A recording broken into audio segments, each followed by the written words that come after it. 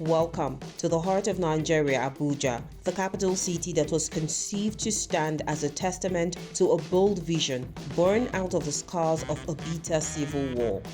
A city conceptualized in the early 1970s not only to heal past wounds, but also to forge a new path towards unity and prosperity. As a purpose-built capital, it was intended to be a beacon of hope and unity, offering equal opportunities to all Nigerians. Abuja was actually planned to be an administrative capital of Nigeria due to congestions in Lagos. So that need came for us to have, for the nation to have an area that is centrally located and also have vast lands. And during all of the survey where a particular committee was saddled with that responsibility, that is Abuja Panel to be precise, where they went around the country and they came to that fact that Abuja was the best place choice in terms of centrality. The blueprint for this ambitious endeavor was reflected in the initial Abuja Master Plan of 1979. This plan meticulously outlined a city that would not only house government institutions, but also symbolize accessibility and inclusivity for all. Essentially, the plan aimed to ensure that every citizen, regardless of class or ethnicity, could readily access the nation's capital, experience a profound sense of belonging.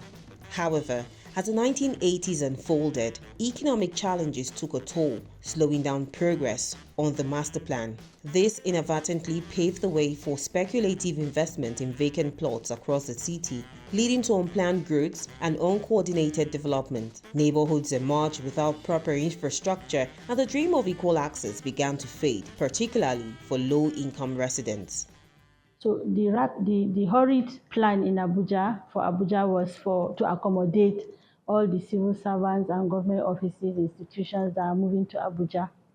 However, there was no actual plan for accommodating other social strata of the population, the low income, the informal sector. As a result, over the decades, Abuja's urban development policies have been characterized by massive evictions. City administrators have used the master plan as justification for displacing communities and dismantling businesses, leaving many in a state of uncertainty. There is no really proper plan for low income settlers in the city, as far as I can see and as far as I know. But they have found for themselves. Some of them are formal, some of them are informal, some of them are approved, some of them are not approved. And this has led to a series of demolitions we see going on around the city because they are attracted towards zones of affordable and accessible land and housing. Today, the city's vision of equal access and citizenship is being questioned. Experts, activists, and civil society organizations alike are calling for a review of the master plan to realign it with the very ideals upon which the city was founded. Ideals that facilitate inclusive urban development, catering to everyone's needs while fostering sustainable economic growth. Abuja City is composed of the Federal Capital City, FCC, intricately carved from the expansive Federal Capital Territory, FCT, which covers a vast 8,000 square kilometers, twice the size of the former capital, Lagos. Beyond the confines of the FCC lie the satellite towns, a collective of vibrant communities which unfortunately are not included in the Abuja Master Plan, but have always been, however, home to original inhabitants of Abuja. There are 9 recognized indigenous tribes in the FCT, with the Bayi or Gwari tribe standing as the dominant group. Originating from Niger and Nasarawa states, these tribes hold significant influence in the region.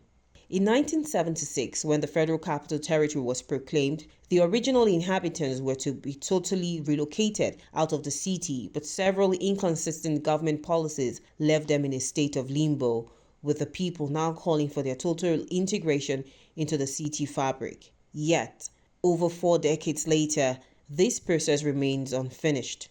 The people that were saddled with that responsibility, the Presidential Ad Hoc Committee, to find out what was on ground. When they went around, they discovered there were so many communities that they needed to compensate and to resettle, and they felt it was discovered that the amount that was required was a large sum that could even take the next 7 years of the country's budget to be able to do compensation. So there was this reversal in policy where President Obasanjo, head of state, then said the amount was colossal. So he reversed the policy by saying that those people that want to go on their own voluntarily should go, while those people that want to remain should remain. And that is why till date, so many communities opted, the majority opted that they are going to remain.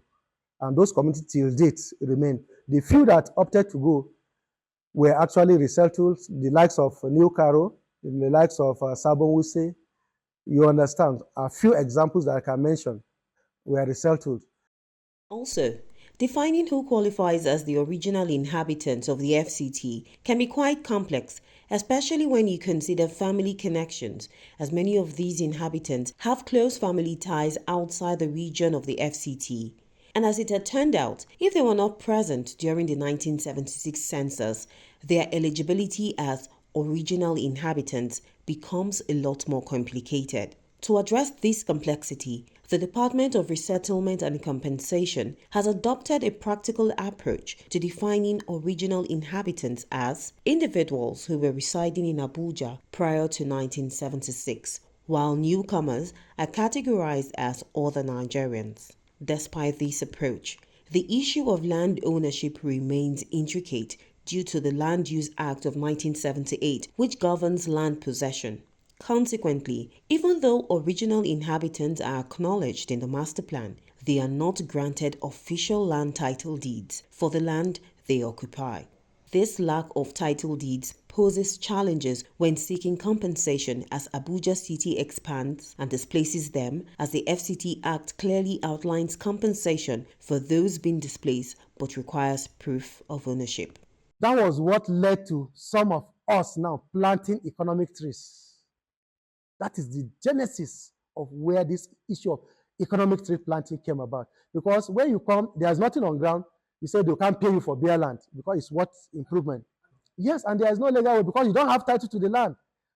So the only thing that will make them know that you are the owner of the land is the economic, the plants that are on the ground. But when you have harvested, there is nothing to show for it. So that was why our people started planting economic trees. And don't forget, by law, planting of trees is legal. So if indigenous people are planting trees and it comes to compensation, because we don't have title to those farmlands, they are our inheritance for our forefathers. So when they come, they have to pay compensation. But you remember that most of them argue that they can't pay compensation. Most of them still argue that we have been compensated. Why are we planting trees? We say, where are the records? The resettlement of the original inhabitants of Abuja to accommodate the new capital city has long been a significant concern for city planners. At the very beginning, the plan was to relocate them completely to neighboring states, but this strategy was reconsidered in favor of moving original inhabitants to various areas within the FCT away from the FCC. In 1992, the government made a significant shift in its approach by introducing the integration policy. This policy aimed to enhance the existing infrastructure and settlement of original inhabitants with the goal of integrating these communities into the overall city plan instead of relocating them to different areas. However, it is regrettable that this policy has not achieved widespread success, with Gariki village remaining as the sole example where this approach was implemented. The roads corridor were brought out. Third, the subdivision of the plots were done. People upgraded them. The indigenous people were given those lands, and we built to the city standard. And that is why today you never can tell whether this place was Gariki village before.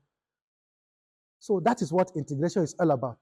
So integration is a subset of resettlement, where people are not going to be resettled completely. You incorporate integration where these people now that development or the infrastructure provision will not affect.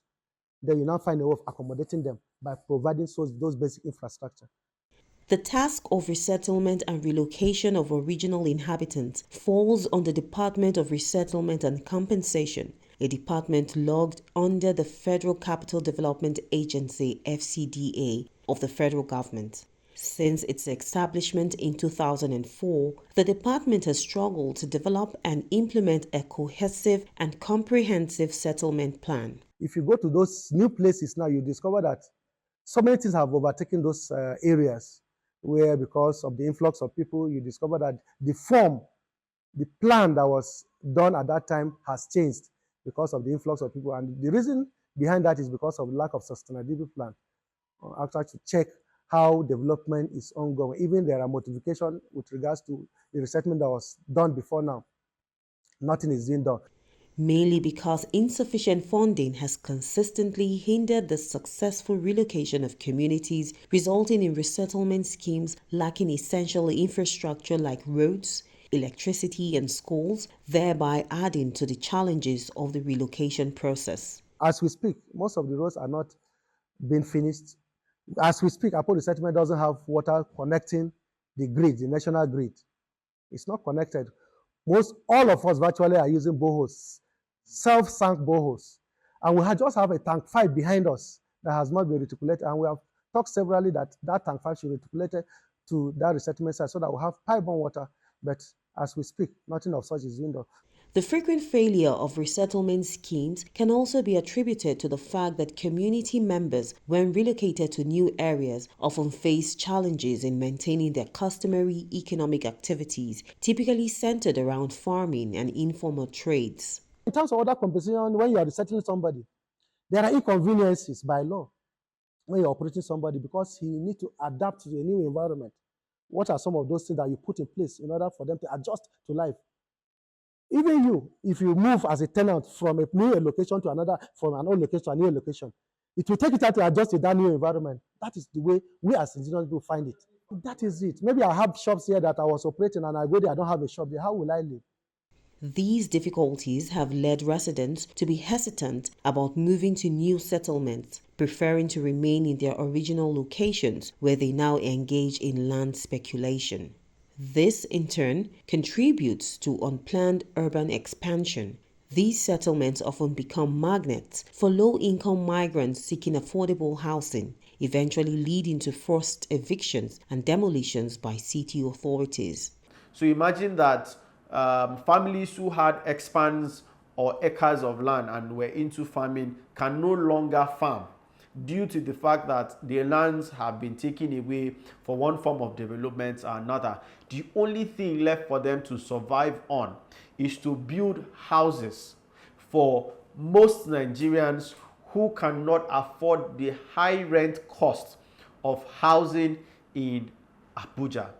However, because governments are constantly demolishing these communities, people are afraid, original inhabitants are afraid to invest in their lands, invest in the quality of housing. And that is why we have urban sprawl. We're having a merging and expansion of informal settlement. Attempts at resettlement and relocation of original inhabitants have largely had little success. This is why there has been a growing call for the implementation of the integration policy, which was conceived in 1992, but has yet to receive due consideration in the development of Abuja City. An integrated approach to urban development is a more inclusive strategy that recognizes the cultural heritage of the local community and seeks to harmonize it with the requirements of urban growth. We cannot think about integration without thinking about inclusivity. Integration policies have to operationalize the spatial idea of inclusivity. And when we're talking about inclusivity in the case of a city like Abuja, I mean, we're obviously talking about everybody in the city. We're talking about indigenous inhabitation. We're talking of customary land ownership. We're talking of the people who have been here for the better part of 500-600 years. And we're talking about the Gwari people prominently and how everybody in the city of Abuja should have been treated.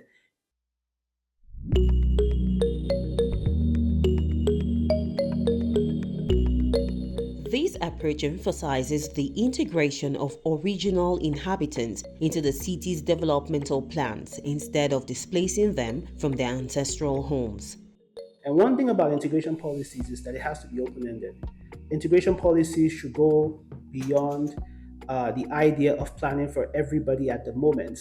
It should go beyond that to pushing forward to planning for people who might come or people who will come based on the inevitability of urbanization, the people who will come into the city in the future. It is high time for the governor of the day, the minister to be precise, who is in charge of the FCT, to bring up an action plan with regards to what is to be done to the indigenous communities of the FCT as a whole, not just the city.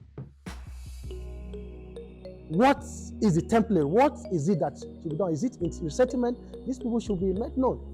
We believe that the resettlement and compensation guideline should be one that is reflective of the people's concern, that the government themselves sits with the people, not just a few members of or the leaders of the regional inhabitants, sit with the regional inhabitants, the people, the women, the men, the youth, persons with disability, sit with them to discuss the best approach, the best way to handle the issues. When this happens, we would see a city where residents and original inhabitants are happy to pay their taxes to government because they believe and they would know for certain that the government would use the funds generated for the development of everybody.